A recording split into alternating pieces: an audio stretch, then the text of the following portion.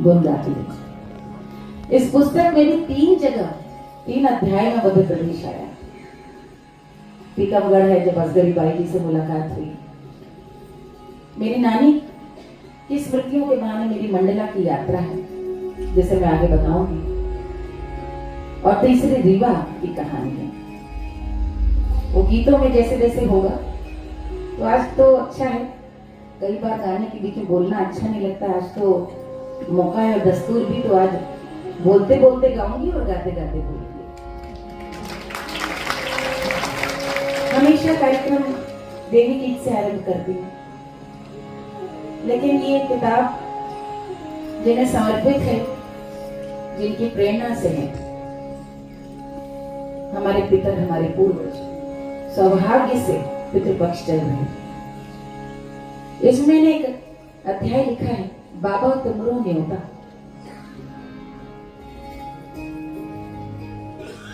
हमारे यहाँ कोई भी मांगलिक कार्य बिना पूर्वजों को याद करे, उनका आवाहन करे, संपन्न नहीं होता, आरंभ भी नहीं होता। और ये ऐसा महान देश है हमारा कि हमने अपने सभी विलक्षण योद्धाओं को, नायकों को गीतों और कथाओं के माध्यम से याद रखा, उनकी स्मृति को अक्षुण्ण रखा, बार बार तर्पण करते हैं। जब उनकी कथा सुनाते हैं तब तर्पण। मैं आज आपको एक ऐसा गीत अभी सुना रही हूँ जिसकी कथा यहीं से शुरू हुई कि फ्लोरिडा में मैं कार्यक्रम दे रही थी, अमेरिका में, और पितृपक्ष उसी दिन से आरंभ हुए थे। तो मैंने ऐसे ही गाना जब आरंभ किया तो वहां सारे भरतवंशी थे, अपने भारतीय। आजकल तो बड़ी बुरी हालत है उन सबकी। गीत संगीत सुनते सुनते मैंने इस गीत से आरंभ किया और मैं बताती जा रही थी अर्थ, संदर्भ, और गीत समाप्त होते होते तक सबके कंठ अवरुद्ध थे, सब रो रहे थे। इस महान देश की हम सब संतानें हैं। तो आज सबसे पहले पितृपक्ष में सभी पितरों को, पूर्वजाओं को विशेष रूप से समर्पित करके तब आरंभ करेंगे, आगे बताएंगे।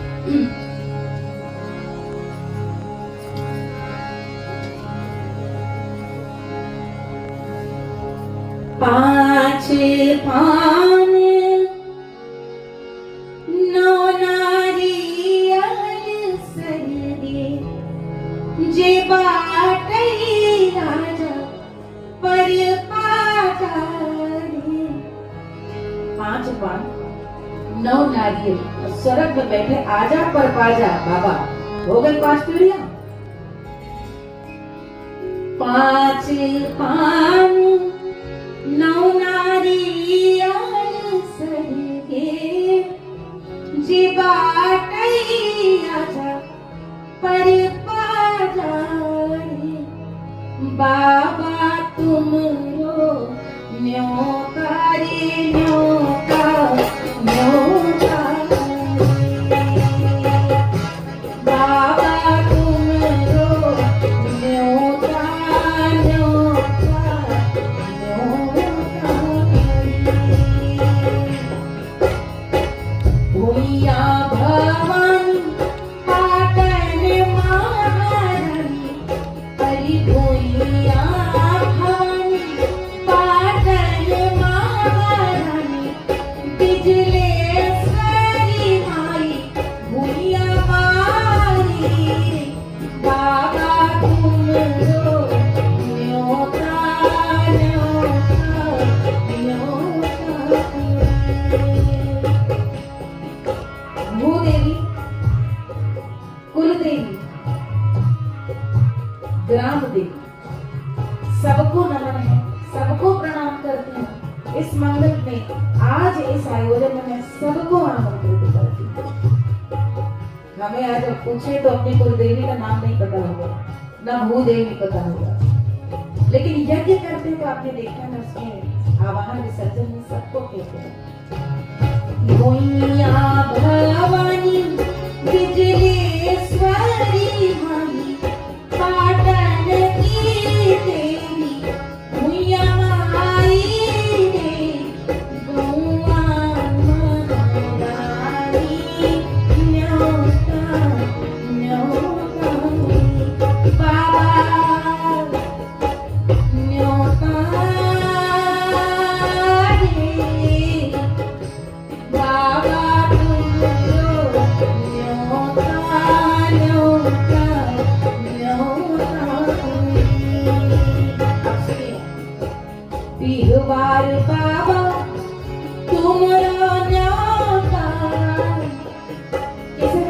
डीहवार बाबा कौन है?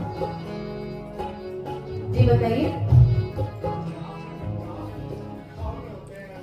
जी। टाइप के होते हैं।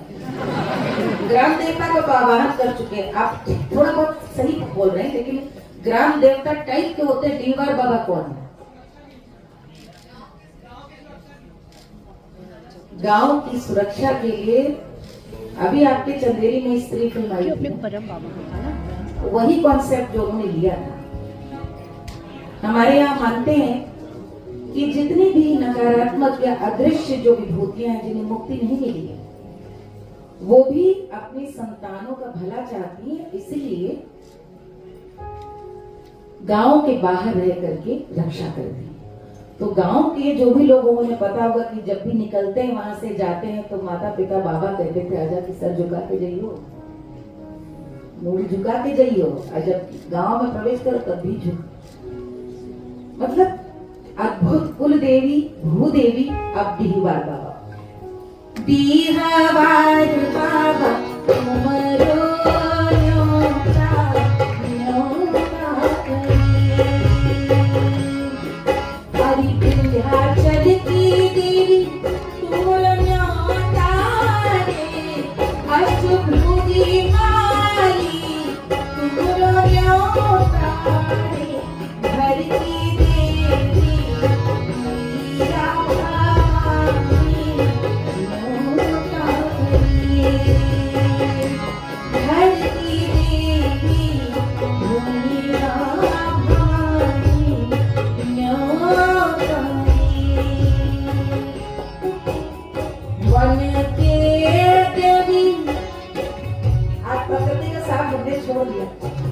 वन के देवी तुमरा न्योता,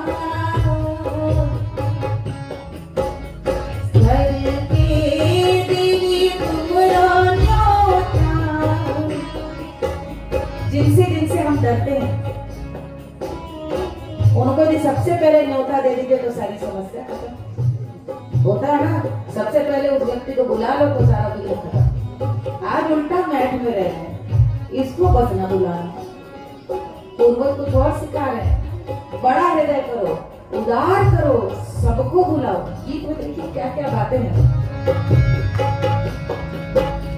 सांप भोजन बिच्छू किछि तुमरो, हो सांप भोजन बिच्छू किछि तुमरो न्योता न्योता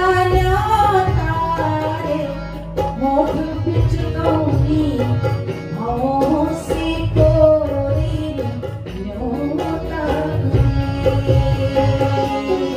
मोठ बिच कौनी भौं से कोरी तुमरो न्योता। मालूम है कि हमें प्रसन्नता नहीं होगी हमारे यहाँ उत्सव, लेकिन हम सबसे पहले मोठ बिच कौनी भौं से कोरी, यही पूजा हम पढ़ो तो मारोड़ी उड़ी थी थे कि बहुत सुंदर बनाई है गौरी को नीक नहीं लागे। उन्हें सबसे पहले पूजा सांप भोजन बिच्छू किछि तुमरो न्योता न्योता रे। आंधी पानी लड़ाई झगड़ा न्योता रे। आंधी पानी लड़ाई झगड़ा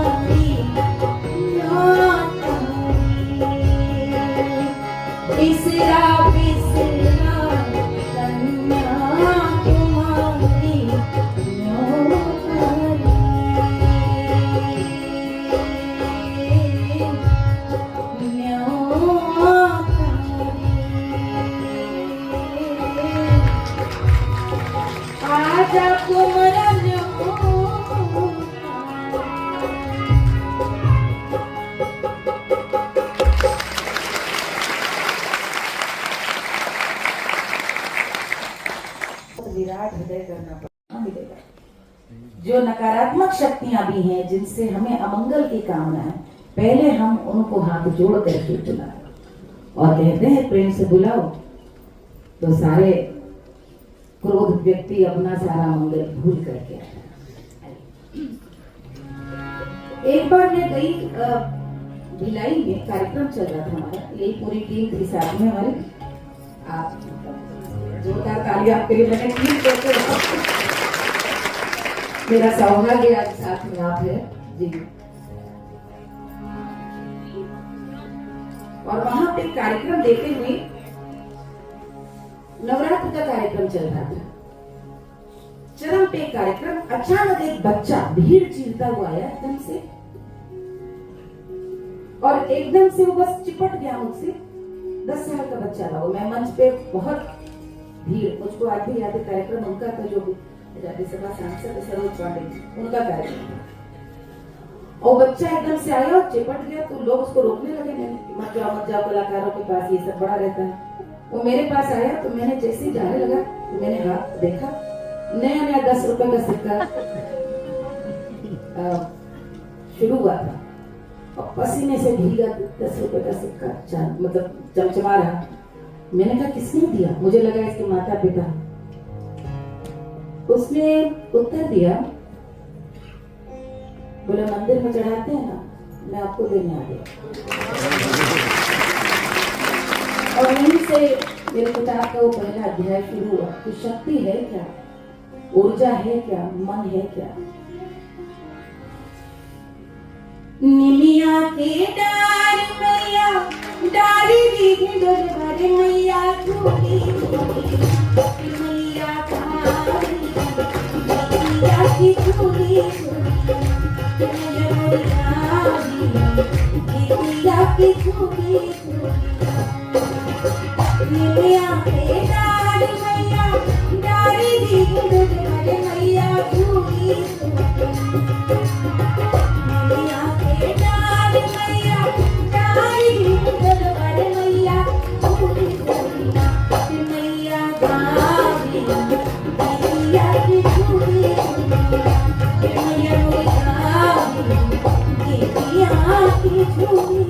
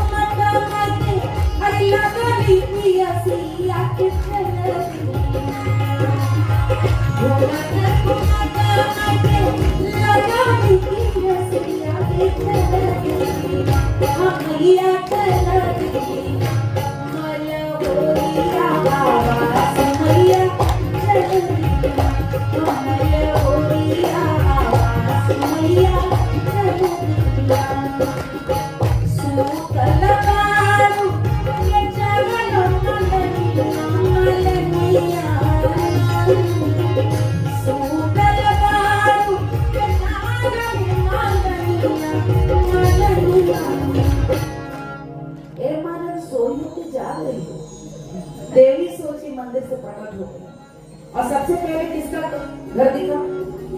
मालिन का। मंदिर से देवी का प्रकट हो गया। सूतल बारू ये जागा मलनिया मोरे पलिया मालन मोरे पलिया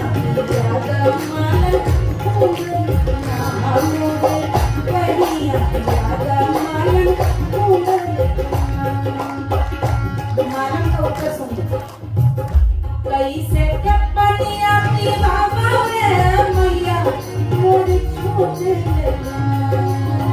कैसे पनिया की बाबा रे मैया मोरी छोटे मैया छोटे गोदिया होली लगा सुंदर बाटे छोटे गोदिया होली लगा सुंदर बाटे छोटे।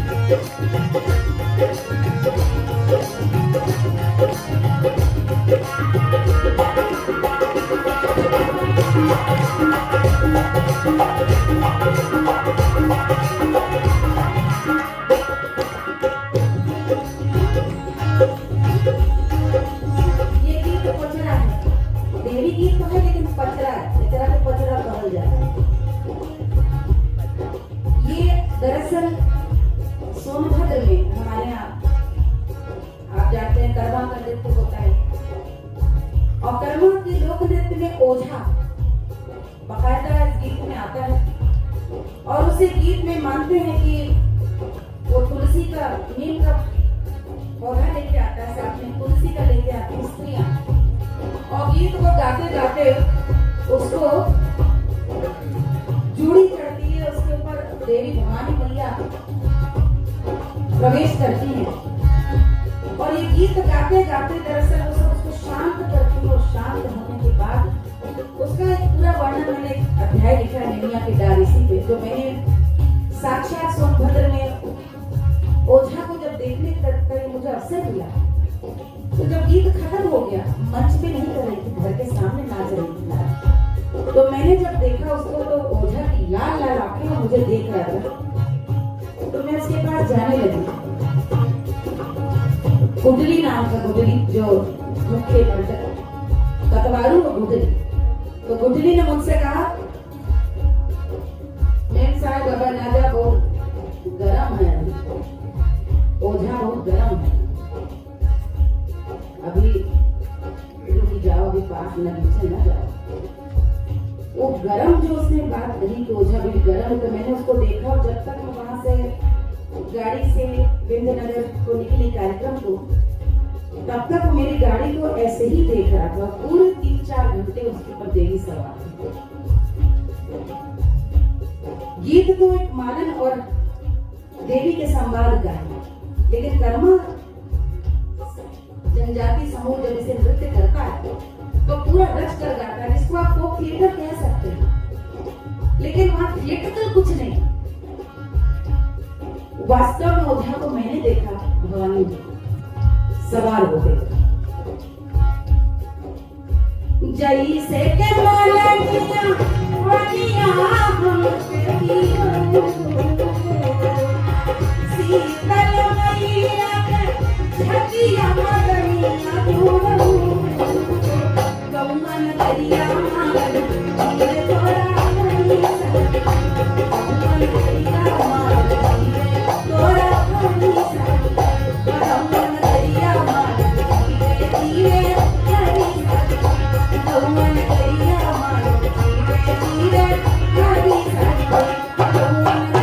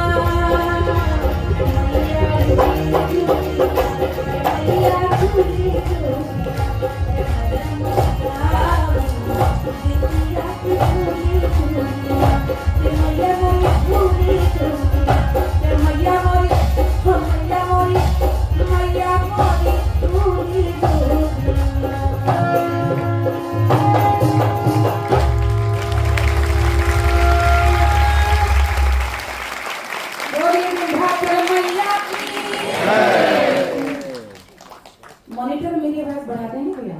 सुंदर एक भावना रखी है, ये भी एक तरह का पितरों का तर्पण है कि जो दिव्य विभूतियां हुई हैं उन दिव्य महान विभूतियों को हम गा गा करके प्रणाम करें। बार बार कृतज्ञ हो कि हम किनके वंशज हैं, किनकी संतान। एक पूरा पाठ हमने इसमें छापक पेड़ छिवलिया पे लिखा है। मान के चलो सभी साहित्य प्रेमी हैं। ये गीत बहुत ही कमाल का अद्भुत, एक मैं कहूंगी लोक साहित्य की अद्भुत धरोहर। किसने किसने सुना इस गीत के बारे में? छापक पेड़ छोड़िया सुना नहीं? ढाक का पेड़ है और ढाक के पेड़ के नीचे हिरण हिरनी का जोड़ा, और हिरण हिरनी को देखता है और हिरनी का मुंह बड़ा मुरझाया हुआ। हिरण पूछता है कि तोर चरना झुरान की तोर पानी गुनो अनुमान। हिरनी कहती ना मोर चरहा झुरान, ना मैं पानी गुनो अनुमान। राजा के हाथ छठीहार तो ही आज मार डरे हैं। राजा के यहाँ छठी का उत्सव मनाया जाता है। मेरे हिरण तुम नहीं बचोगे, आज तुम्हें मार डाला जाएगा। अगला पद है जिसमें स्पष्ट है हिरण का वध हो चुका है। हिरनी थके हुए कदमों से जाती है और जाकर के महल की उस रसोई की दीवार से अपनी रगड़ रगड़ करके रोने लगती है। उसको मांस पकने की गंध आ रही है। उसका वही प्रिय जिसके संग विचर रही है और थके हुए कदमे से जाती है। यहाँ प्रतीक माना गया है कि रानी अवध में राजा एक ही है दशरथ, पिता एक ही है, माँ कौशल्या है। मछियाई बैठी कौशल्या रानी हरिणी पूछे लियो, अरज करे लियो। कौशल्या बैठी आसन में, हरिणी पहुंचती है उनके पास। रानी खलरी जो देवती, मेरे हिरण की आग जो मुझे खाल दे देती तो जीवन के बचे हुए दिन उस खाल को देख के मैं काट देती। कौशल्या कहती जाओ जाओ हरिणी घरे आपन जाओ हो, खलरिया के तो खजड़ी मड़ोई हो, इस खाल के तुम्हें मजड़ी खजड़ी मड़वाऊंगी। और जब खजड़ी की ध्वनि निकलेगी तो मेरा पुत्र सुन करके कितना आनंदित होगा। अंत यहाँ पर है इस गीत का। और गीत क्या है उस पर अभी आ रहे हैं। जब जब बाजेला अनहद, हरिणी ठाड़ी ढिपुलिया के नीचे बीस रही हो। जब जब उस खंजनी से ध्वनि आ रही है, आज भी उसे ढाक के पेड़ के नीचे खड़ी हिरनी रो रही है अपने हिरण को याद करके। अद्भुत प्रसंग ये सोहर है हमारे यहाँ, जो शिशु के जन्म में आज भी गाती है। सोचिए हमने तय कर दिया कौन अनपढ़ है और कौन जाहिल है और कौन प्रगतिशील है। हमारी दादियां, आपकी दादियों को इतनी समझ थी कि बेटा तुम्हारे भी पुत्र का पुत्री का जन्म हो, यह जरूर गाना, यह इसलिए गाना कि कभी न भूलना कि किसी के जन्म के उत्सव में एक हिरणी का अमंगल, अपने मंगल में उस अमंगल को याद रखना कि तुम्हारा भी जो मंगल है किसी का अहित करके तो नहीं हो रहा है, क्योंकि ऐसे मंगल के अवधि अधिक नहीं। पूरा अध्याय मैंने इस पे लिखा है क्योंकि इस सोहर के बड़े प्रकारांतर मिलते हैं। बघेली में भी मिलता है, भोजपुरी में मिलता है, मैथिली में मिलता है, अवधी में मिलता है।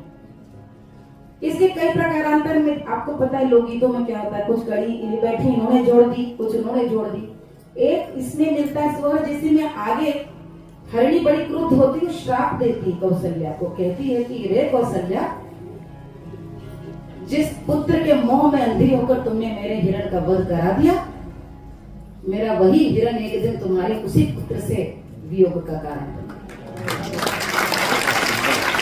और फिर एक और प्रकार अंतर मिलता है, भोजपुरी का उत्सव है जिसमें कौशल्या क्षमा मांगती है हिरणी से कि अज्ञानतावश तुम्हारे प्रिय का तुमसे विछोह हुआ, लेकिन तुम मुझे श्राप मत दो, मेरे राम लौट आए, बस इतना आशीर्वाद दो।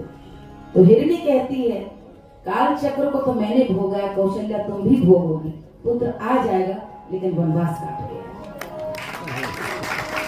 ये हमारे पुरखियों ने गीत बनाए तो बनाए, आज भी गाए जा रहे हैं। मैं आपसे इसलिए पूछ रही हूँ कि आपने इसकी रिकॉर्डिंग सुनी, किसी पॉपुलर सीडी, किसी फिल्म में सुना? कैसे अमर है गाने? क्योंकि लोक कंठों ने अपना दायित्व, जिम्मेदारी समझ करके इनको सुरक्षित रखा है, अगली पीढ़ी तक जाने चाहिए। क्योंकि हमारे लिए हिरन बच्चों को पता है कि डियर कहाँ रहता है? जू। हम भरतवंशी ऐसे नहीं, हमारे लिए जैसा इनका दुख वैसा इस फूल का दुख, वैसा हिरनी का दुख, सब बराबर। पंचतंत्र की कहानी देखी ना, कथाओं में जाता, कथाओं में क्या था? एक आदमी और एक बंदर साथ साथ जा रहे थे। वही मूल है भारत का, भेद नहीं है। हम समझ गए, हम तो ह्यूमन है, वो मंकी है। सारी जातक कथाओं में पंचतंत्र पढ़िए। आदमी चलते चलते जा रहा था, भालू मिला, भालू ने बातचीत भी शुरू कर दी। आज के बच्चों को पता है भालू कैसे बात कर सकता है, क्योंकि पढ़ाई लिखाई अलग होगी, उनकी सेंसिबिलिटी अलग है। अलग हम लोग टेंशन पे चले गए। तो मैं अभी छापक पेड़ छिवलिया तो नहीं सुना रही, क्योंकि इसके बारे में मैंने बता दिया, लेकिन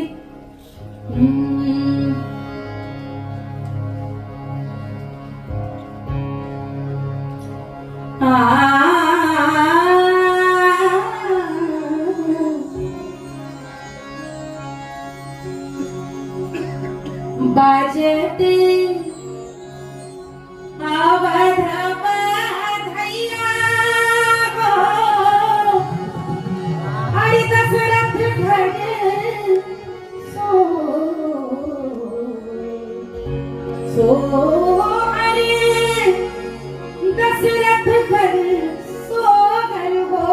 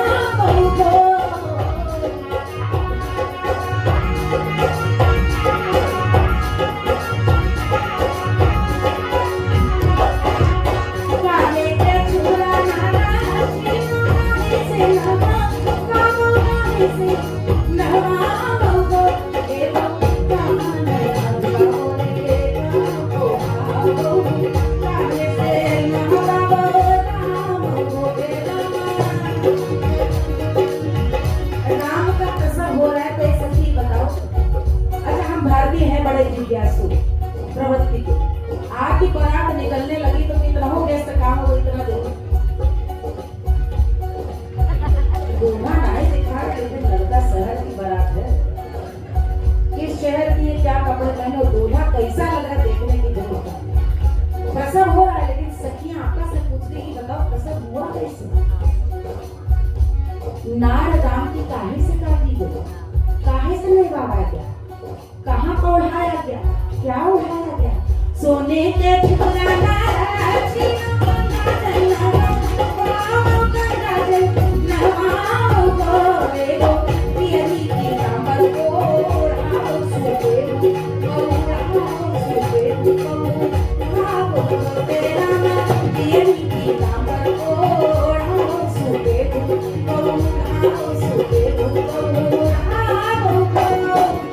राम के माथे की लाडोरिया बहुत नीला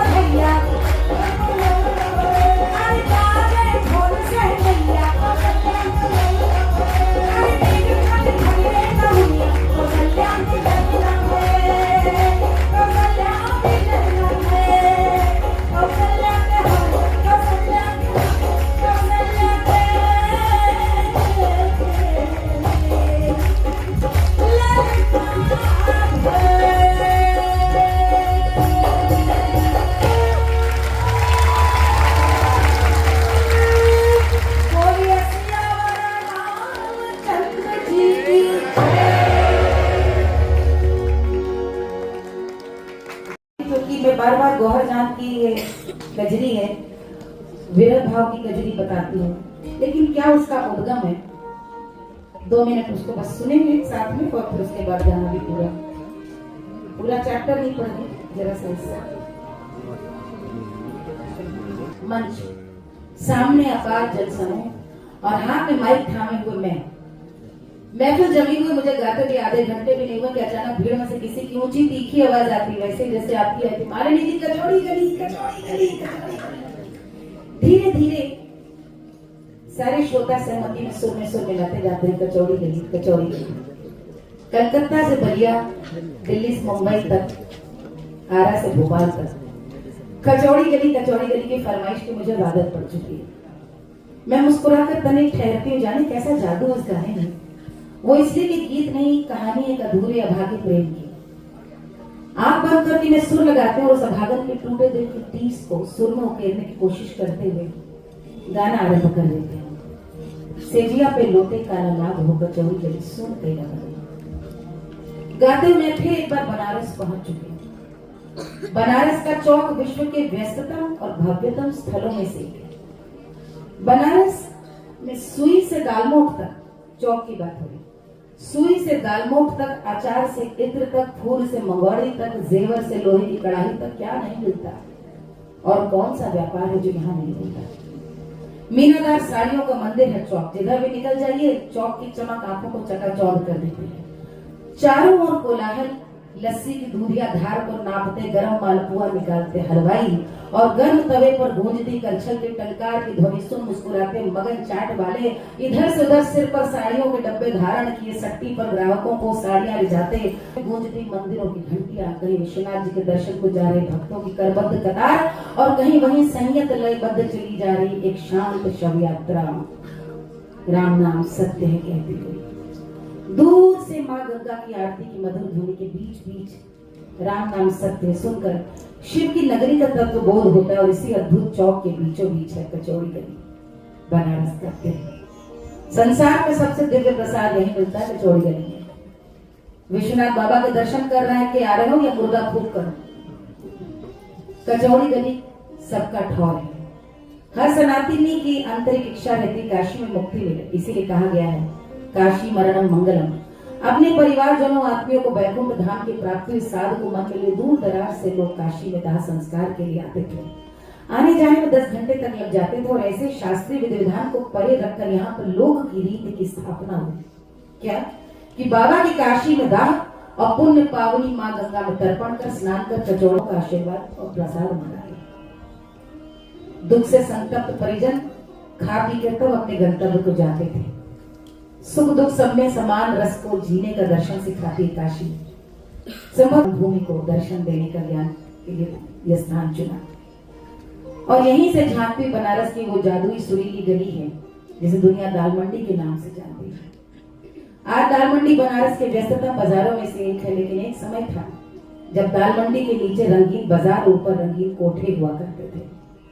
सुई से लेकर सुरताल तक सब कुछ मिलता था दाल मंडी में। बेहिसाब दर्द, मोहब्बत भी। खोया गली हो या कुंज गली, दाल मंडी की रौनक के आगे सब फीके थे। दाल मंडी की असली रौनक तो उस जमाने में थी जब यहाँ की फिजा में सुर बहता था और यहाँ की धूल में बड़े बड़े रईसों, गवैयों, उस्तादों, साहित्यकारों, लेखकों का आशीर्वाद बहता था। सुरतान साज में गुथा हुआ बेहतरीन साहित्य, और यही रहती थी गुहार जान।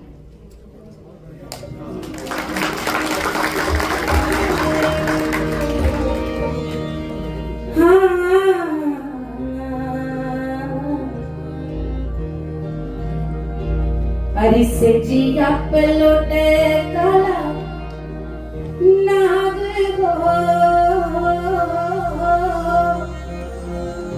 कचौड़ी गई सोन गई से जिया पे लोटे काला नाग हो, कचौड़ी गई सोन गई सोन गई लबलमो, सोन गई लबलमो, सोन गई लबलमो, सोन गई लबलमो, मेरा बोल जाए हो कचौड़ी गई सोन गई लबलमो, से जिया पे लोटे काला नाग हो, कचौड़ी गई सोन गई लबलमो।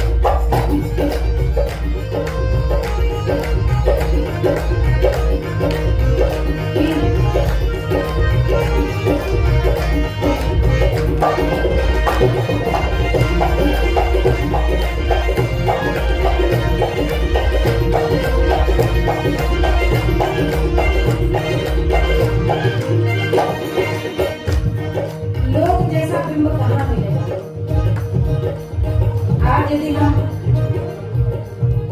किसी की याद में आधे हो जाए तो हम क्या कहते हैं, मिसिंग यू। बल्कि आजकल उल्टा है, जो जा रहा हो कहता मिस मी। व्हाट्सएप पे मैंने देखा, पता मुझे याद करना। अरे जबरदस्ती है, बड़ा अर्जित करना पड़ता है ऐसा प्रेम कि तुम्हें याद किया जाए। हे बेभाव हो गया उसने। यहाँ देखिए, मनवा से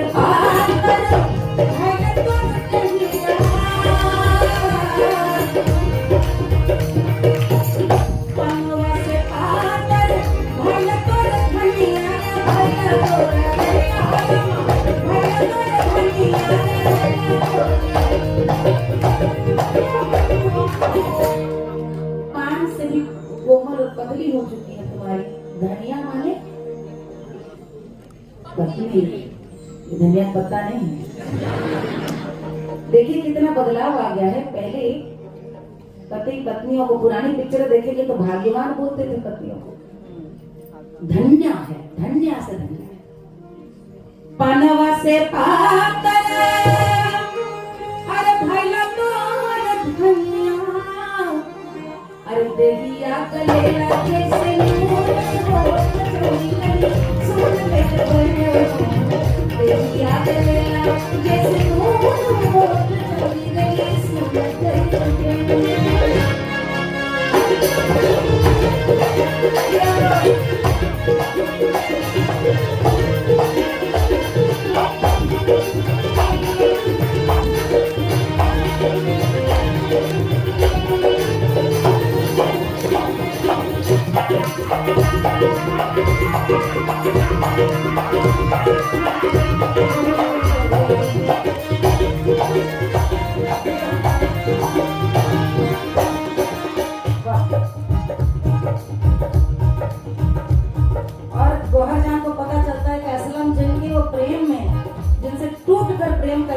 आजकल दिखना बंद हो गए। किसी ने कहा कचौड़ी गली से मिर्जापुर में, किसी ने कहा नहीं रंगून काला पानी की सजा हो गई, अंग्रेज इनके पीछे पड़े। और जब पता चलता असलम कभी नहीं लौट के आया तो गौहर जान कहती है जो मोरे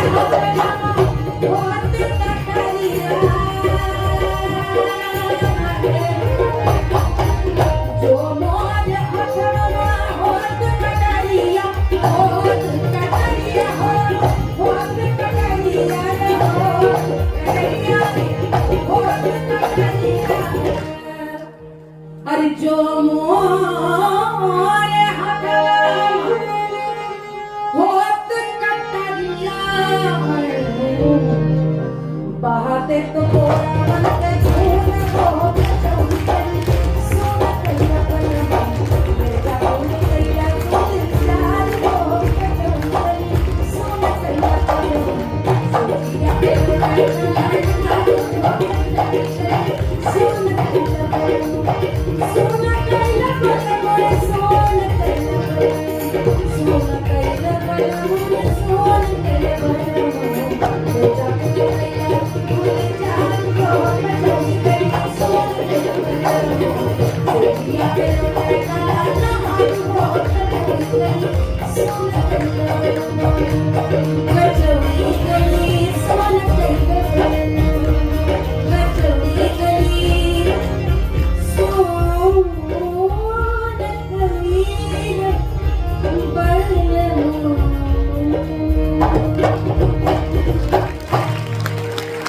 निरुत्तर कर देती थी।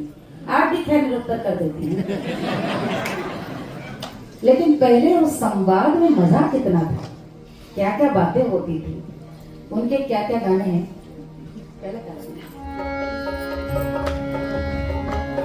इसका मैंने यहाँ से लिया है। दरअसल हमारे पड़ोस में, गोरखपुर में हमारे पड़ोस में एक परिवार था, उनके वृद्ध माता पिता थे। अब वो जमाना बड़ा वर्जनाओं का था, तो पति पत्नी में बड़ी बातचीत होती थी। 65 के पति रहे होंगे, 60 की दुल्हन, और दोनों की वो बातें आपस में बैठ कर, वो कहे पान खाएंगे, वो कहे हाँ लगाएंगे, वो कहे जरदा ज्यादा कर दिया, चूना थोड़ा कम कर दिया। ऐसे बात करते थे कि वो मतलब क्या नए प्यासा पति पत्नी करें। और वो मेरी आंखों में छवि ऐसी रही।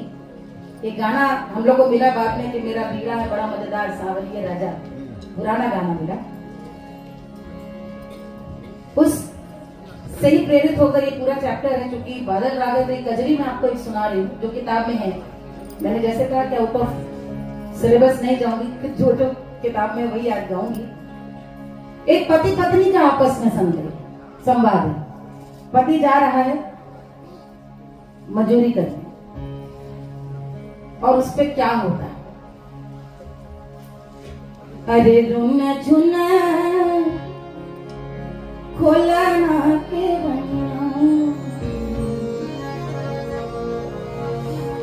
के रुना झुना खोला ना के बनिया, हम भी दस बजे होना के रुना झुना, अरे खोला ना के बनिया के बनिया रे, खोला ना के बनिया, हम भी दस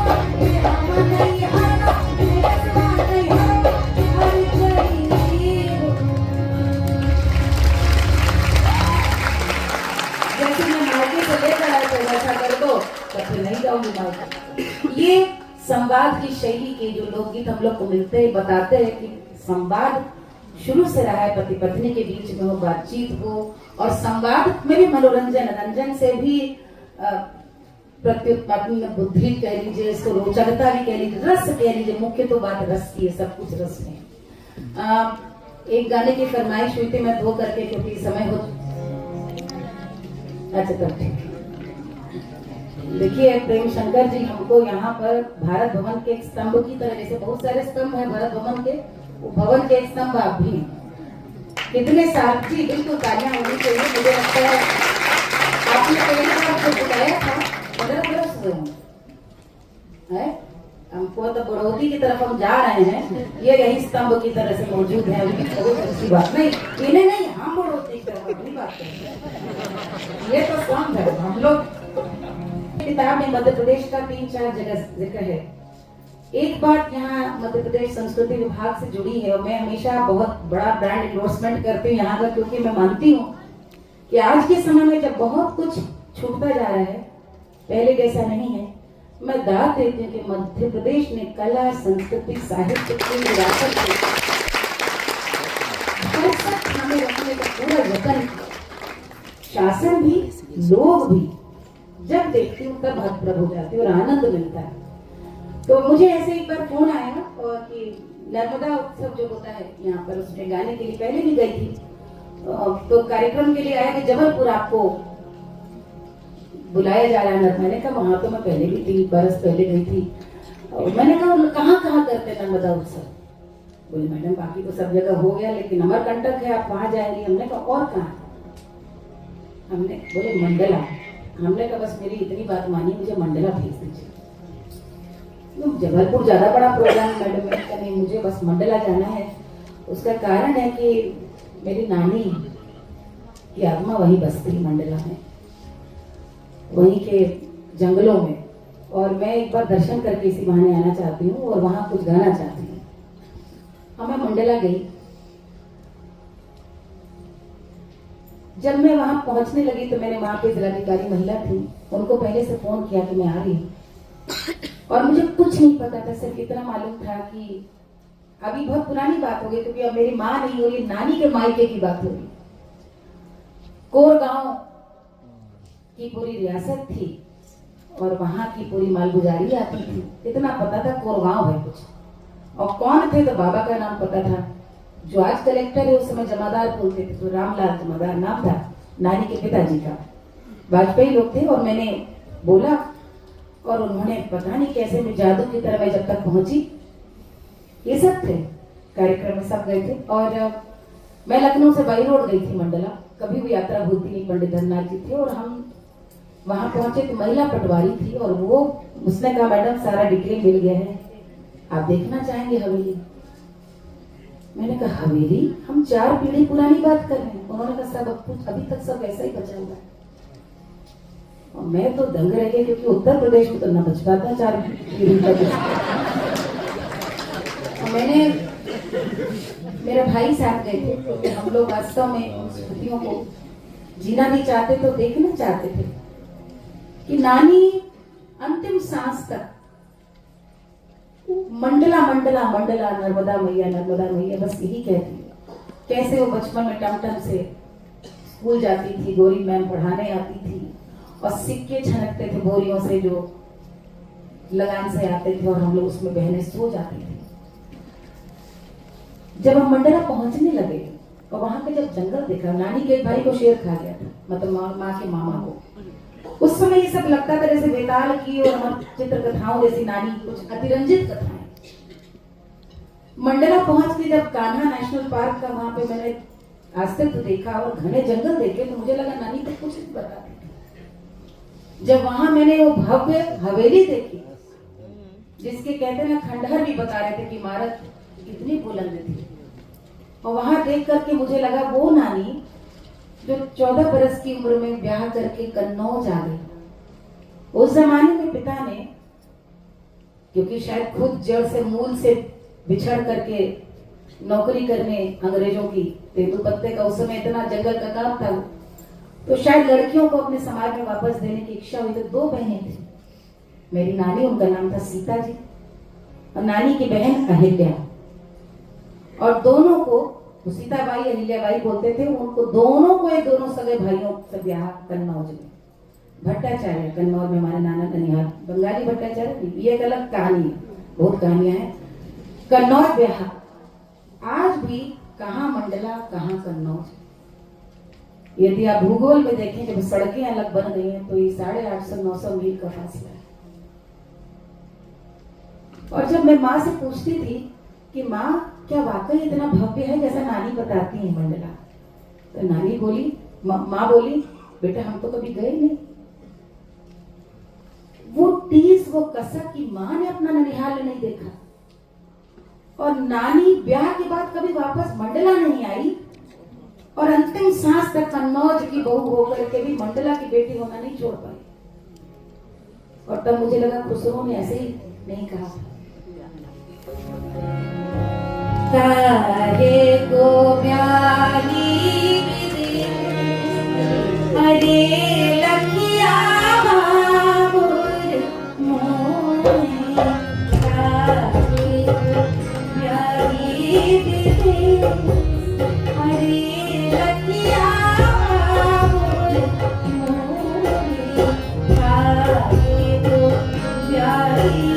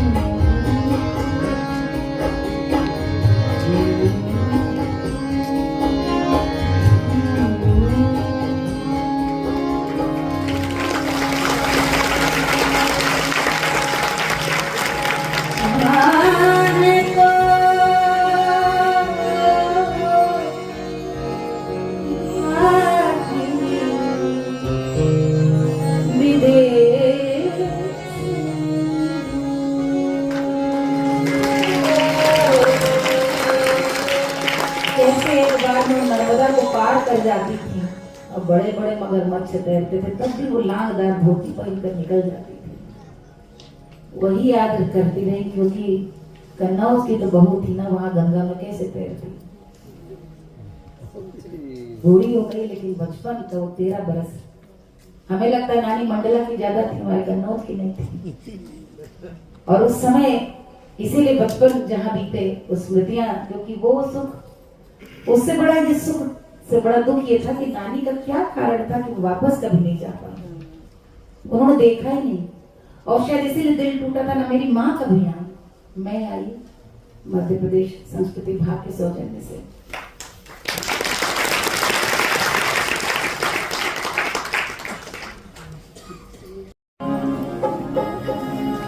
क्योंकि बहुत सारी बातें हैं और 350 पन्ने की किताब को गानों के संग ना तो बताया जा सकता है। 27 अध्याय, मुझे लगता है मैं 8-9 अध्याय ले पाई हूँ। आप लोग जरूर पढ़िए। शायद पढ़ने का सबसे बड़ा लाभ ये होगा कि आपको ये समझ में आ जाएगा कि लोकगीत जिया वो समय है, जी हुई अनुभूतियां हैं, और ऐसी अनुभूतियां हैं जिसमें दूसरी स्त्री को अपना अक्स दिखा। एक पुरुष ने भी रचा तो दूसरे पुरुष को अपना अक्स दिखा, और वो हमेशा के लिए अमर हो गया। आप उन गानों को सुने, देखें तो आपको लगेगा कुछ है। जैसे हमारे यहाँ जोगियों के गीत गाए जाते हैं, राजा भरथरी गायन होता है। झारखंड, छत्तीसगढ़, मध्य प्रदेश, उत्तर प्रदेश, हरियाणा, राजस्थान, पंजाब, सब में गाया जाता है वही जोगियों का गीत। गोपीचंद की कथा कही जाती है कैसे, और सब में गोरखनाथ आकर के मंत्र देते हैं माया मोह से हटने का। कैसे एक भारत श्रेष्ठ भारत है। अद्भुत अद्भुत बात है पूरी। अब इसलिए मैं कह रही हूँ कि पूरा समेटना मुश्किल है। सैया मिले लड़कैया से समाप्त करूं या गंगा पे कुछ गाना है उससे समाप्त करूं, ये बात की मैं से नहीं, दो करने तो अब अंत में क्या सुनना चाहिए। क्या बात है, इसीलिए तो आप लोग ठीक बात सैया मिले फिर गंगा से।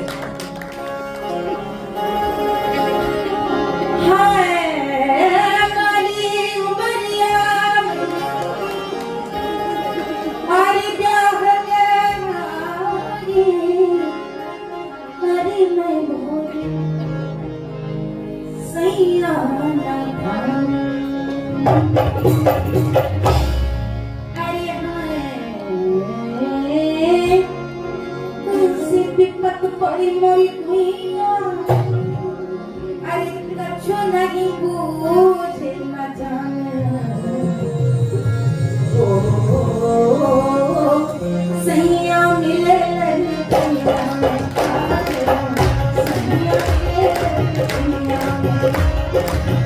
सैया मिले लड़कैया में, सैया मिले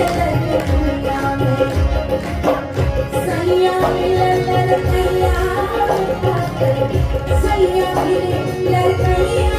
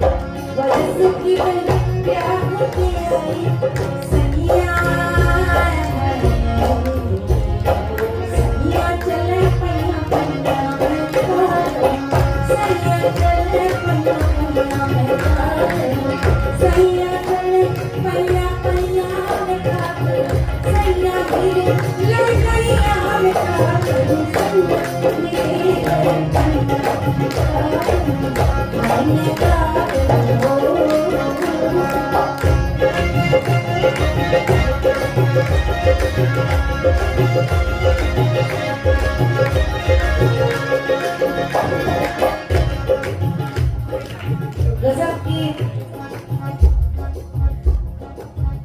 बयानी है ये। सैया मिले लड़कैया, मैं क्या करूं? इस एक पंक्ति में जीवन का अद्भुत दर्शन है। इस पर निबंध लिखे जा सकते हैं। क्या करूं? यानी लाचारी भी है, आजिज भी है, अब कुछ हो नहीं सकता, सुधार की गुंजाइश है। अब ये मैंने किताब में यही लिखा कि क्या कारण है कि विश्व में, दुनिया में कहीं भी चले जाएं, मेरा बेटा मुझे फोन करके बोला, मम्मी तुम इमेजिन नहीं कर सकते, मेरे दोस्त इस गाने पे डांस कर रहे हैं। उसे बड़ा अजीब लगा, उसने वीडियो भेजा। कहीं किसी का बड़ा छतरपुर दिल्ली में फार्म हाउस में पार्टी, सिल्वर जुबली किसी की, हमारे मित्र, मैं गई और वो ऐसी महिला जो सीधे बॉलीवुड, टॉलीवुड, हॉलीवुड वाली महिला, जैसे मैं गई, look who's here, the star is here, Malini ji please can you have सैया मेरे लड़कैया प्लीज। बक्सर का मेला, मैं गाने के लिए चढ़ी नहीं है, लड़कैया लड़कैया लड़कैया। ये कैसे गीत की जो भाव है, वो शहरी हो कि गांव का हो कि बूढ़ा हो कि जवान हो कि कस्बा हो कि विदेश हो, इस गाने में क्या है जो भाता है। और माफ कीजिएगा, स्त्रियों से ज्यादा हमेशा पुरुष ही फरमाइश करते हैं। वो अपनी कहानी सुनने मजा आता है ना सब, क्योंकि घर घर की कहानी पत्नियां कहती, ओह वो तुमसे तो कुछ नहीं हो पाया, छोड़ो सब गड़बड़ कर दोगे, सब गड़बड़ कर भी देते हैं शायद। 12 बरस की मैं ब्याह किया है, छोटी उम्र की शादी की लाचारी पर एक मजालिया तंज है, शिकायत देखिए तो बहुत बड़ी पीड़ा है, लेकिन हमारे यहाँ इसलिए तो हमारी पूर्वजाएं और दादियां कमाल की थी, पीड़ा को भी गा के कह दिया, सबके सामने साझा किया। क्या करूं सैया मुझे लड़कैया, 12 बरस की मैं ब्याह किया, ये सैया चले पैया पैया। तंज है, इन्हें कुछ समझ नहीं आता। पंदिरा दुबई सिटी में गाउने पिया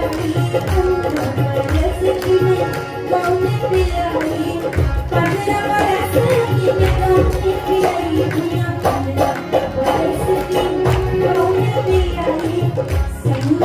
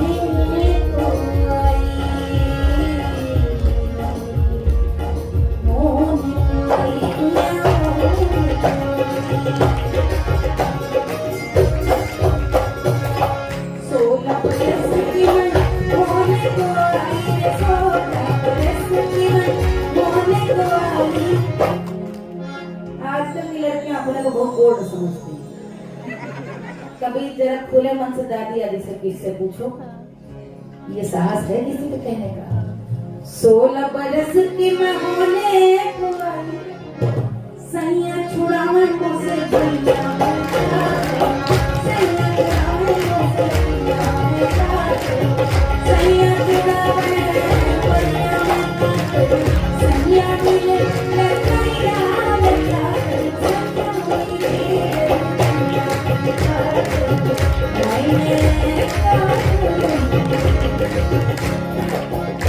आधी शादियों में फसाद की जड़ होती है लड़के की अम्मा, कितनी शादियां टूटती नहीं भी टूटते तो मुंह खुला रहता दुल्हनों का, तो तुम्हारी अम्मा जिस दिन बहुएं अपनी अम्मा बना लेगी ना अपनी सास को, सुखी जीवन। हम लोग को तब तंज देना हो किसी भी औरत को अपने पति को कहती महाज हो, आज भी बने हो वही अपने अम्मा को लाडते बने, ताने दिए जाते। कितनी सुंदरता से परिवार को जोड़ते हुए कहा गया है, 20 बरस की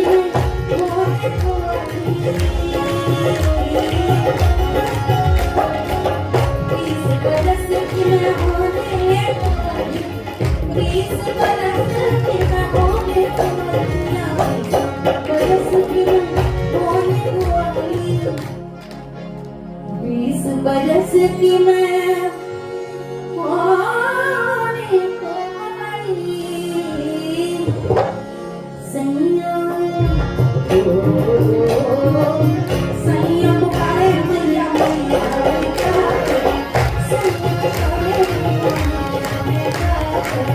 सैया पुकारे मैया मैया